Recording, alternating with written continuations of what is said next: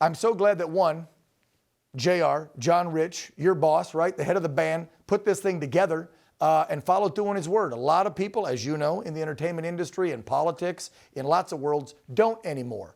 And he was on this program 3 days after those boys did that and said, I think they deserve a concert. And then you showed up, Aaron Lewis, Lee Greenwood, Five for Fighting, a bunch of guys showed up and put on a heck of a show. And you know what I noticed too? It was apolitical. I don't think I heard anybody mention candidates. All you guys mentioned was patriotism, the flag, freedom of speech, freedom of religion. It was about America. That's what's important for people to understand, that, regardless of what political party you subscribe to, you can still be a patriot. And, I'm a conservative, and I like to make sure that people understand that I'm a patriot based upon, the values that I hold in my household.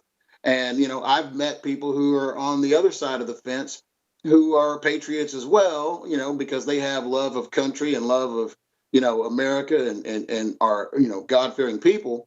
But, I think that the biggest deal is about making sure that people understand that we can have a political discourse about things in a civil manner, but it's also a matter of making sure that America is the primary emphasis on how we look at things. And I think that's what patriotism, tends to be.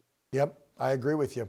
And I'm glad that you guys got that message out. It seemed like those young college guys and gals, because this was a private show, folks, just for the frat brothers that did this, some of the fellow frats and sororities around UNC, but this was just for the kids that really felt patriotic, and what they did that day was meaningful. And so God bless you and everybody in the band, Big and Rich, and Aaron Lewis for coming out, and Lee Greenwood, because everybody had to fly in from different places. You're in Texas, they're in Nashville, some are up north. I mean, they're everywhere. And you guys coming together to put this on to show not just the young people in that town, but I know right off the bat, there was 800,000 people watching the streaming last night. So while this was a private show for a couple thousand people, hundreds of thousands watched it. And I hope that's the message that got out there that you were talking about. One takeaway, I'll give it to you, Troy, and then I want to end with something really cool that you all ended with the show last night. We're going to end this show with. But your takeaway from the first ever Flagstock 2024.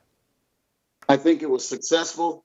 I think that the young folks give us hope, and they encourage us to let us know, those of us who are a little bit older, that they've got things coming up in line. And I think that it's going to continue to be something that we can do again, hopefully, and that other campuses will be inspired, and other students will be inspired to voice their patriotism as well, because that's what's important.